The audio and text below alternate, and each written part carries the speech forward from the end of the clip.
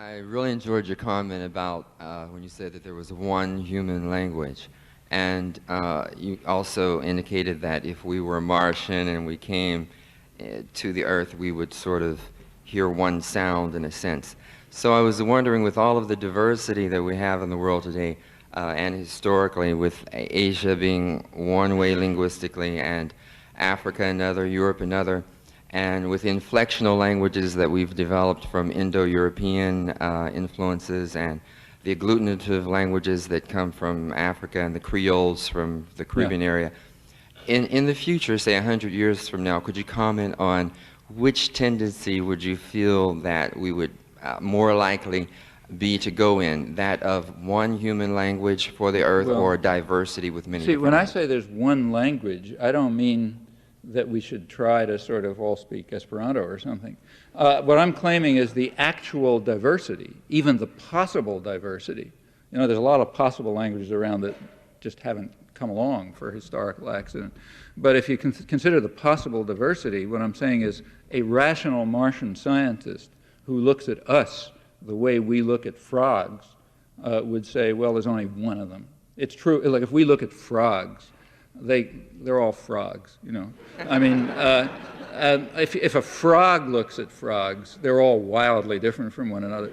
In fact, a frog would just take for granted that every reasonable thing is a frog and wouldn't even ask any question about what it's like to be a frog. A frog would presumably be precisely different, interested in whatever minuscule difference there may be among frogs that tells them, you know, you act this way or that way to them. They don't worry about the fact that they're all frogs. That's taken for granted. Or if you're doing a genetics experiment, let's say, you pretend that all the fruit flies are identical. I mean, if somebody really asks you, you'll say, yeah, they're a little bit different here and there, but they're basically identical for all I care. And whatever is different about them, I forget about. And again, from the point of view of the fruit flies, the world may look quite different. Now, we're no different from any other organism, I presume. I think we're part of the natural world. So we take for granted that anything around is a human being. I mean, if other people use the word house with this weird collection of properties that we use, we don't even notice it. That's just like breathing, because that's just the way any reasonable creature is. On the other hand, if a Martian were to, and if you go over and you hear somebody speak Swahili or something, that looks wildly different. On the other hand, I'm suggesting that if a Martian were to look at us, or if we were capable of looking at ourselves, as we can, you know, you sort of abstract yourself away from being a human being and you try to become a scientist. You can't get out of your own skin completely, but you try. You know, look at us the way we would look at frogs or fruit flies, and I think what you discover is we're remarkably alike. All of this diversity is really pretty superficial. It goes back to very similar structures, in fact, so similar that this diverse range of languages may very well have only one computational procedure and only slight variations among it. And the set of concepts with all their richness and intricacy, most of which is undreamt of, nobody even knows what it is, that probably is going to turn out to be alike. Now, of course, there will be differences, and in our lives as human beings, we'll be very much interested in the differences. But in our lives as scientists, we'll say they're all the same.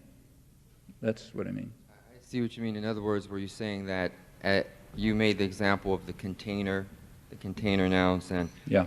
I believe you said if we look upon it from the exterior, well, we have a very see the weird difference. way of looking at containers, a way which is extremely complex. So complex, in fact, that there couldn't be a physical object that has any of the properties that that has the collection of properties that we assume when we talk about them. Well, that doesn't mean we're confused or anything like that. It just means that the language resources we have compel us to look at the world from a very strange perspective. And we all do it that way because we're human. Frogs do it their way because they're frogs. Now, there are also slight differences among us, like English and Swahili, but they look slight.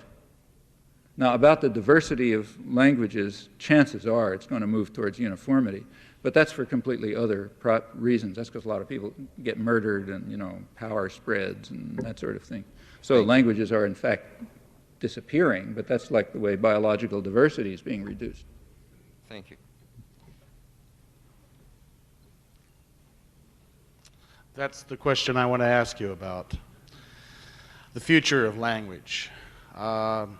I talk to people from other countries and I ask them what they listen to on the radio in terms of music. And it's all English-based pop music. The publishing industry seems to be going in the direction of English language universal throughout the world. There are countries that have set up organizations to protect their languages. I know the French government has such an organization, particularly when, what was it, pinball machines in France became les flippers.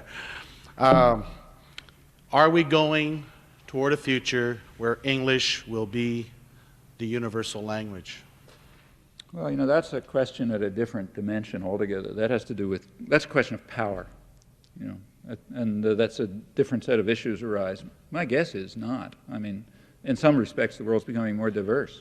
For example, I don't have any statistics, maybe somebody knows, but I wouldn't be at all surprised if the number of, say, scientific papers being written in German and Japanese is increasing, not decreasing.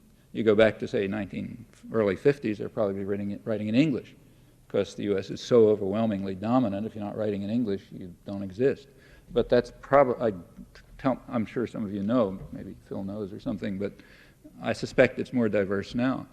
And if real development takes place in other places, I would expect it to continue to be diverse in that respect. Also, you know, while there is a tendency to, I mean, take, say, the European community, or take Europe altogether, while Europe is in a way, at one level, unifying, it's also splitting all over the place. We read about it in Eastern Europe, where, you know, there's a different country emerging every village by now. But it's happening in Western Europe, too.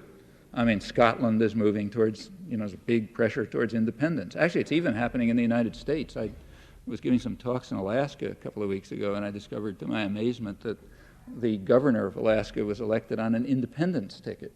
Apparently, everybody thinks he's a total crook, but they voted for him because he was calling for Alaskan independence, and that's what they want. They want to get away from this business down here. So I think one also finds, you know, very disintegrating factors in the world system towards people trying to identify communities that they can belong to, you know, or feel part of, or something like that. And that leads to, I mean, there's been a lot of revival of languages that were dying. I think it's awfully hard to predict. It depends on complicated economic and social and political processes that we don't have any, at least I don't have much understanding of.